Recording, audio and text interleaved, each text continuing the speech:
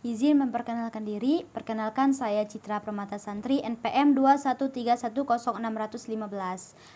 Baiklah, di sini saya akan menjelaskan materi tentang kebijakan Sokrates atau Gnotiseuton Meutika Teknik. Menurut Sokrates, ada kebenaran objektif yang tidak bergantung kepada satu dengan yang lain. Untuk mencapai kebenaran objektif tersebut, kita harus menggunakan metode dialektika yang berarti bercakap-cakap atau berdialog. Dari metode dialektikanya ini, ia menemukan sebuah metode yaitu induksi dan definisi. Ia menggunakan istilah induksi ini manakala pemikiran bertolak dari pengetahuan yang khusus, lalu menyimpulkannya dengan pengertian umum. Pengertian yang umum ini diperoleh dari mengambil sifat-sifat yang sama atau umum dari masing-masing kasus khusus dan ciri-ciri khusus yang tidak disetujui bersama itu adalah disisihkan. Ciri umum tersebut dinamakan ciri esensi, sedangkan semua ciri khusus itu dinamakan ciri eksistensi. Suatu definisi disebut dengan menyebutkan semua ciri esensi suatu objek dengan menyisihkan semua ciri eksistensinya. Demikianlah jalan untuk memperoleh definisi tentang suatu persoalan. Sokrates juga berpendapat bahwa ajaran kehidupan itu adalah satu, karena tidak dapat dipisahkan antara satu dengan yang lain. Oleh karena itu, dasar dari segala penelitian dan pembahasan adalah pengujian tentang dari diri sendiri. Bagi Sokrates, pengetahuan yang sangat berharga adalah pengetahuan tentang diri sendiri. Sokrates dengan pemikiran filsafatnya untuk menyelidiki manusia secara keseluruhan, yaitu dengan menghargai nilai-nilai rohania dan yasmania, karena keduanya ini tidak dapat dipisahkan. Dengan kedua hal tersebut, Sokrates bisa menemukan banyak nilai-nilai yang dihasilkan. Oke, mungkin hanya ini yang bisa saya sampaikan. Untuk materi selanjutnya saya serahkan kepada teman saya. Terima kasih.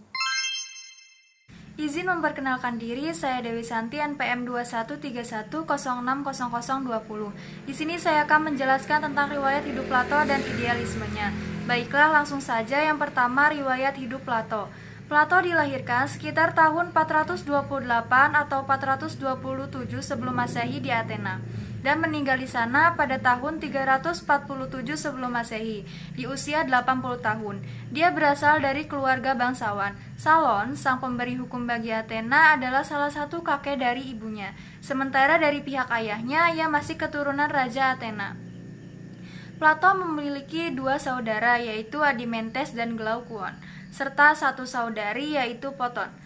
Saat Plato lahir, Athena merupakan sebuah kota yang paling berkuasa di Yunani dengan sistem demokrasi.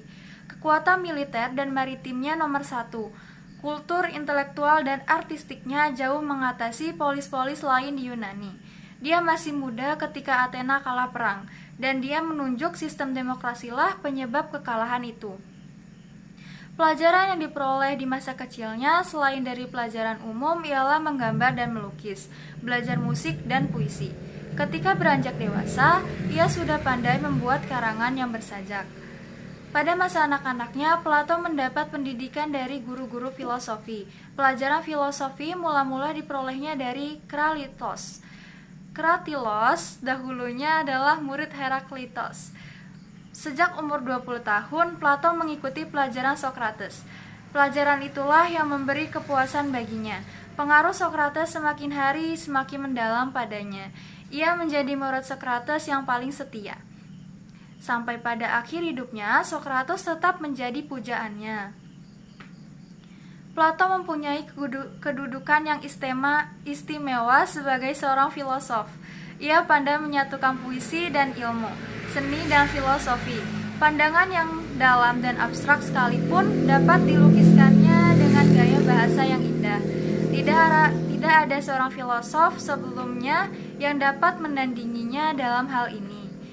Ketika Sokrates meninggal, ia sangat sedih dan menamakan dirinya sebagai seorang anak yang kehilangan bapak. Tak lama sesudah Sokrates meninggal, Plato pergi dari Athena. Itulah permulaan ia mengembara 12 tahun lamanya dari tahun 399 sebelum Masehi sampai 387 sebelum Masehi. Mula-mula ia pergi ke Megara, tempat Euclides mengerjakan filosofinya. Diceritakan bahwa dia di Megara mengarang beberapa dialog yang mengenai berbagai macam pengertian dalam masalah hidup berdasarkan ajaran Sokrates. Yang kedua, ada idealisme Plato tentang ilmu filsafat. Yang pertama, ajaran tentang ide. Salah satu pemikiran Plato yang sangat fenomenal yakni ajaran tentang ide-ide. Ajaran tentang ide-ide ini merupakan inti dasar seluruh filsafat Plato. Namun, arti ide yang dimaksud oleh Plato berbeda dengan pengertian orang-orang modern sekarang, yang hanya mengartikan bahwa kata ide adalah suatu gagasan atau tanggapan yang hanya terdapat dalam pemikirannya saja. Sehingga orang-orang akan menganggap bahwa ide merupakan suatu yang bersifat subjektif belaka. Plato mengartikan kata ide itu merupakan suatu yang objektif. Menurut Plato, kata ide-ide yang terlepas dari subjek yang berpikir. Beliau mengatakan bahwa semua yang ada di entitas ini semuanya ada di alam ide tersebut. Menurut Plato, ide-ide tidak bergantung pada pemikiran. Sebaliknya, pemikiran bergantung pada ide-ide. Pemikiran itu tidak lain daripada menaruh perhatian kepada ide-ide itu. Yang kedua, adanya ide-ide. Munculnya pemikiran Plato tentang ide-ide adalah terinspirasi dari gurunya yaitu Socrates, di mana Socrates dikisahkan bahwa beliau berusaha mencari definisi-definisi. Ia tidak puas dengan menyebut satu persatu perbuatan-perbuatan yang adil atau tindakan-tindakan yang berani. Ia ingin menyatakan apa keadilan atau kebenaran itu sendiri. Atau bisa dikatakan bahwa Socrates mencoba mencari hakikat atau esensi keadilan atau keutamaan-keutamaan lain tersebut. Karena pemikiran gurunya inilah, Plato kemudian meneruskan usaha gurunya tersebut lebih jauh lagi. Menurut Plato, realitas itu terbagi menjadi dua, yaitu yang pertama ada dunia indrawi. Realitas yang pertama adalah yang mencangkup benda-benda jasmani yang disajikan kepada panca indera, atau bisa dikatakan realitas yang pertama yang dimaksud Plato adalah sesuatu yang dapat dijangkau oleh indera seperti bunga, pohon, dan lain-lain. Pada taraf ini harus diakui bahwa semuanya tetap berada dalam perubahan. Bunga yang kini bagus, keesokan harinya sudah layu. Lagi pula, dunia indrawi ditandai oleh pluralitas, sehingga bunga tadi masih ada banyak hal yang bagus juga. Yang kedua ada dunia ide. Di samping ada dunia indrawi yang senantiasa berubah, menurut Plato ada juga sebuah dunia yang tidak pernah berubah, yakni dunia yang terdiri atas ide. Semua ide bersifat abadi dan tidak berubah. Demikian pula dengan ide-ide yang lain yang bersifat abadi dan sempurna. Namun, ketika Plato mengatakan bahwa dunia itu ada dunia indrawi dan dunia ideal, kemudian apa ketertarikan antara kedua dunia tersebut? Ide-ide sama sekali tidak dipengaruhi oleh benda-benda jasmani. Lingkaran yang digambarkan pada papan tulis lalu dihapus lagi sama sekali tidak mempengaruhi ide lingkaran, tetapi ide-ide mendasari dan menyebabkan benda-benda jasmani. Sehingga benda-benda jasmani tidak bisa tanpa pendasaran oleh ide-ide itu. Sekian materi yang dapat saya sampaikan. Selanjutnya materi akan dibacakan oleh teman saya. Izin memperkenalkan diri, nama saya Rizda Amelia dan saya akan membacakan materi tentang riwayat hidup Aristoteles. Aristoteles lahir di Stagira, kota di wilayah Kalkidis, Tracia, Yunani. Dahulunya termasuk wilayah Makedonia Tengah. Tahun 384 Masehi, ayahnya adalah seorang tabib pribadi Raja Amintas dari Makedonia. Pada usia 17 tahun, Aristoteles menjadi murid Plato. Belakangan, ia meningkat menjadi guru di Akademi Plato di Athena selama 20 tahun. Aristoteles meninggalkan akademi tersebut setelah Plato meninggal dan menjadi guru bagi Alexander dari Makedonia. Saat Alexander berkuasa, pada tahun 336 sebelum Masehi, ia kembali ke Athena. Dengan dukungan dan bantuan dari Alexander, ia kemudian mendirikan akademinya sendiri yang diberi nama Lyceum, yang dipimpinnya sampai tahun 3203 sebelum Masehi. 323 sebelum Masehi. Perubahan politik seiring jatuhnya Alexander menjadikan dirinya harus kembali kabur dari Athena guna menghindari nasib naas sebagaimana dulu dialami Socrates. Aristoteles meninggal tak lama setelah pengungsian tersebut. Aristoteles sangat menekankan empirisme untuk menekankan pengetahuan. Aristoteles mengungkapkan bahwa segala perubahan itu ada 4 pokok sebab. Yang pertama, sebab substansi barang materi pertama yang memungkinkan terjadi sesuatu atasnya dan dengannya, sebagai contoh kayu, besi, dan lain-lain. Yang kedua, sebab bentuk yang terlaksana di dalam substansi, seperti contoh rumah. Sebab gerak, sebab yang datang dari luar, yakni tukang pembuat rumah. Sebab tujuan, yang dituju oleh perubahan oleh gerak, yakni rumah yang sudah jadi.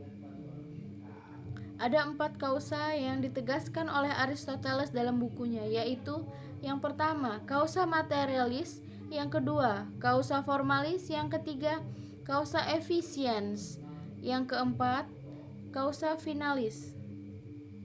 Jadi, eksistensi dari segala sesuatu mensyaratkan keempat sebab tersebut. Itulah yang disebut dengan kausa proxima dari segala sesuatu. Terima kasih. Materi selanjutnya yakni manusia menurut Plato. Plato menganggap jiwa sebagai pusat atau intisari dari kepribadian manusia. Dalam anggapannya tentang jiwa, Plato tidak saja dipengaruhi oleh Socrates, tetapi juga oleh Arfisme dan mazhab Pitagoran. Dengan mempergunakan semua unsur itu, Plato menciptakan suatu ajaran tentang jiwa yang berhubungan erat dengan pendiriannya mengenai ide-ide kepekaan jiwa. Plato meyakini dengan teguh bahwa jiwa manusia bersifat baka. Keyakinan ini bersangkut paut dengan pelajarannya tentang ide-ide. Dalam dialog-dialognya, Plato seringkali merumuskan argumen-argumen yang mendukung pendapat-pendapatnya tentang kebakaan jiwa. Salah satu argumennya adalah kesamaan yang terdapat antara jiwa dan ide-ide. Dalam dialog Phaedros, terdapat argumen lain yang bermaksud membuktikan kebakaan jiwa. Di sini Plato menganggap jiwa sebagai prinsip yang menggerakkan dirinya sendiri dan oleh karenanya juga dapat menggerakkan badan. Plato tidak menjelaskan secara detail mengenai kebakaan jiwa. Dia hanya memberikan mitos yang melukiskan nasib jiwa sesudah kematian badan. Bagi Plato, jiwa itu bukan saja bersifat baka dalam pengertian bahwa jiwa tidak akan mati pada saat kematian badan, melainkan juga kekal karena sudah ada sebelum hidup di bumi ini. Sebelum bersatu dengan badan, jiwa sudah mengalami suatu eksistensi di mana ia memandang ide-ide. Plato berpendapat bahwa pada ketika itu tidak semua jiwa melihat hal yang sama. Berdasarkan pendiriannya jiwa mengenai praeksistensi jiwa, Plato merancang suatu teori tentang pengenalan. Bagi Plato, pengenalan pada pokoknya tidak lain daripada peringatan akan ide-ide yang telah dilihat pada waktu praeksistensi itu.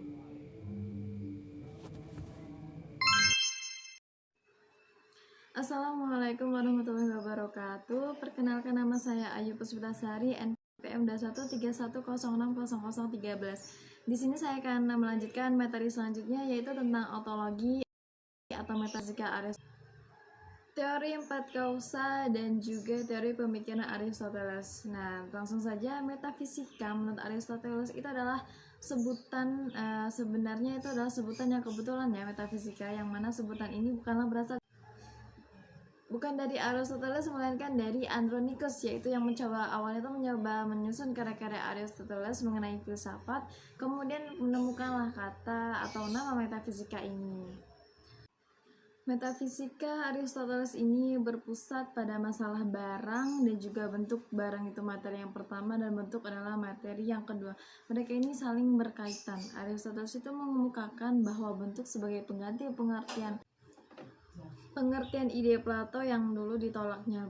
Bentuk ini ikut memberikan kenyataan pada benda. Jadi tiap-tiap benda yang ada di dunia ini adalah barang yang berbentuk. Jadi benar-benar saling berkaitan.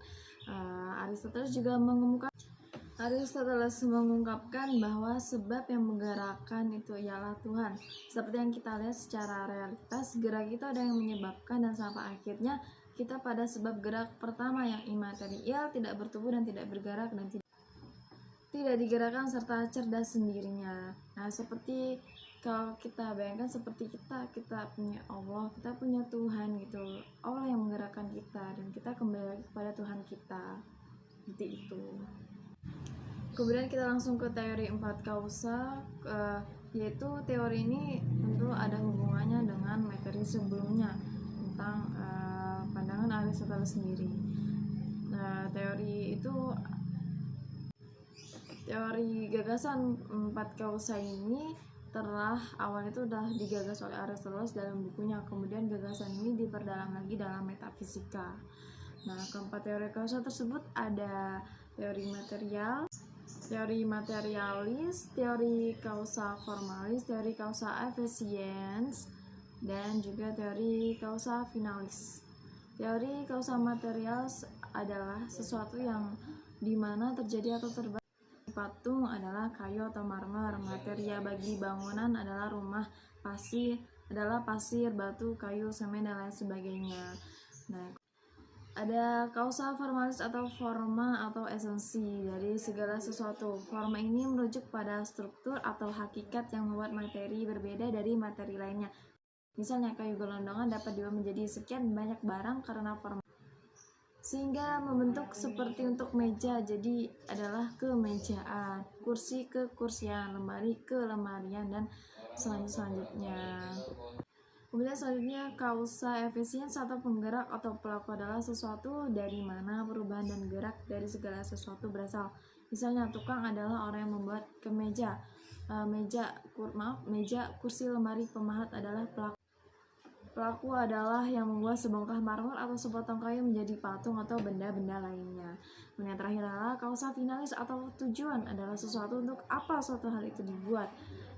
Aristoteles mengatakan bahwa kausa finalis adalah kebaikan dari setiap hal. Misalnya kursi dibuat untuk duduk, meja untuk makan dan menulis, lemari untuk menyimpan pakaian atau piring dan mangkok.